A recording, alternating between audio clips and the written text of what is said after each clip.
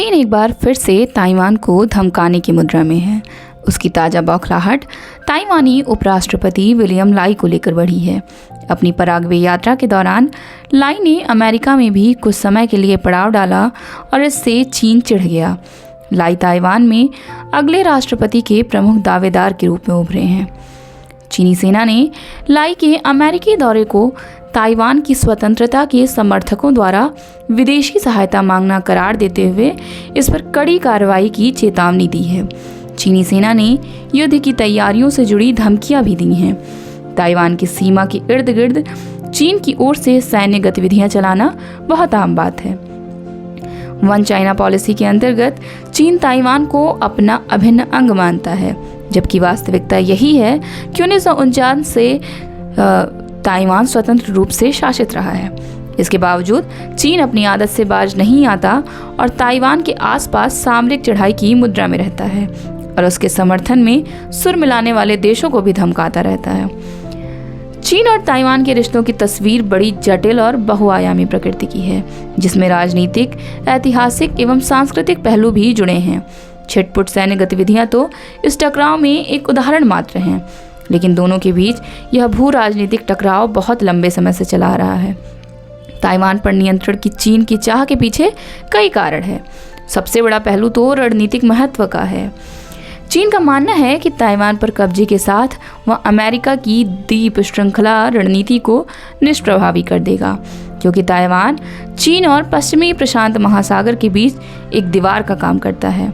यदि चीन ताइवान पर काबिज हो जाता है तो एशिया के प्रमुख सामुद्रिक मार्गों पर उसे बढ़त हासिल हो जाएगी, जिसका वह लाभ उठाएगा। एक पहलू आर्थिक हितों का भी है। ताइवान विश्व की सेमीकंडक्टर महाशक्ति है। ऐसे में उस पर नियंत्रण के साथ चीन का विश्व के कई प्रमुख उद्योगों पर वर्चस्व और अधिक बढ़ जाएगा। ताइवान की प्रति व्यक्ति जीडीपी चीन की तुलना में 3 गुना अधिक है, तो उसकी समृद्धि को तो दर्शाती ही हैं। जाहिर है कि चीनी कंपनियों के लिए वहां अपार संभावनाएं होंगी। ताइवान को लेकर चीन की जिद का एक कारण ऐतिहासिक एवं सांस्कृतिक भी है। एक समय चीनी गणतंत्र का हिस्सा रहा ताइवान 1949 में चीनी गृहयुद्ध के बाद स्वतंत्र हो गया था। चीन आज तक उसके स्वतंत्र अस्तित्व को पचा नहीं पाया है। यही कारण है कि उसे चीन का हिस्सा बनाना चीनी कम्युनिस्ट पार्टी और राष्ट्रपति शी जिनपिंग की रणनीति का एक प्रमुख हिस्सा है। स्वाभाविक है कि चीन में आंतरिक राजनीति दृष्टिकोण से भी इसके गहरे निहितार्थ हैं। ताइवान पर चीन रह रहकर जिस प्रकार आंखें तरेड़ता रहता है, उससे एक प्रश्न यही खड़ा होता है कि चीनी हमले की स्थिति में क्या ताइवान अपनी सुरक्षा करने में सक्षम है। इसमें कोई संदेह नहीं कि ताइवान ने अपनी सामरिक तैयारियां की है, लेकिन बाहरी मदद के बिना चीन का मुकाबला करने की उसकी क्षमता बहस का विषय है। चीनी मिसाइल, हवाई हमले और साइबर आक्रमण जैसे तात्कालिक खतरों से निपटने के लिए ताइवानी सेना ने मोर्चा तैयार किया है। वहीं ताइवान रिलेशंस एक्ट के जरिए अमेरिका ने ताइवान के सामूहिक आत्मरक्षा अधिकार को मान्यता दी हुई है। हालांकि अमेरिका ने ताइवान के साथ कोई परस्पर सामरिक समझौता तो नहीं किया है, लेकिन किसी बाहरी हमले की स्थिति में उसकी सहायता का प्रावधान किया हुआ है।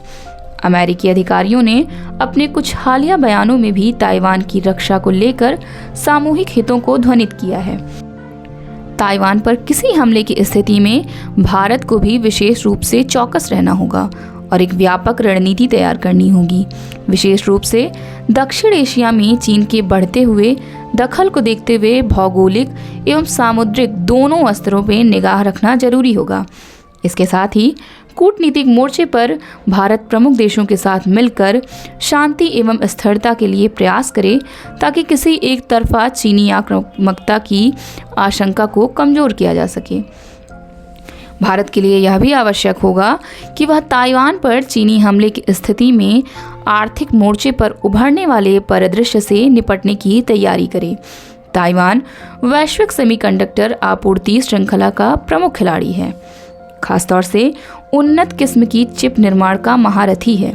विश्व की सबसे बड़ी चिप निर्माता कंपनी TSMC इस प्रमुख तकनीकी के मामले में ताइवान को निर्णायक बढ़त दिलाती हैं। यदि ताइवान पर कोई हमला हुआ तो विश्व में सेमीकंडक्टर आपूर्ति बुरी तरह प्रभावित होगी। इससे कई क्षेत्रों की तमाम कंपनियां और विभिन्न उत्पादों का निर्माण प्रभावित होगा, क्योंकि आज विनिर्मित होने वाली वस्तुओं में व्यापक रूप से चिप का इस्तेमाल होता है। सेमीकंडक्टर आपूर्ति बिगड़ने के गहन आर्थिक दुष्प्रभाव होंगे और इसका खामियाजा भारत को भी भुगतना पड़ेगा। ऐसे में यह आवश्यक ही नहीं बल्कि अनिवार्य हो गया है कि विश्व के प्रमुख देश ताइवान में चीन के किसी भी राजनीतिक एवं सैन्य दुस्साहस से निपटने के लिए एक सुविचारित रणनीति तैयार करें। इससे ताइवान पर एक तरफा कार्रवाई की चीनी हसरत पर अंकुश लगेगा। भारत भले ही मलक्का स्ट्रेट के पूर्व में व्यापक सैन्य प्रभाव न बढ़ाए, लेकिन वह चीन की किसी सामुद्रिक सैन्य आक्रामकता को रोकने में अपनी भू रणनीतिक स्थिति का लाभ अवश्य ले सकता है। जब विश्व में लोकतांत्रिक मूल्यों को चुनौती दी जा रही है, तब यह दुनिया भर की लोकतंत्रों का दायित्व हो जाता है कि वे ताइवान की स्वायत्तता के समर्थन में एकजुट हों। ताइवान में समय के साथ जो लोकतंत्र सशक्त एवं परिपक्व हुआ है, उसकी सुरक्षा करना बहुत आवश्यक है।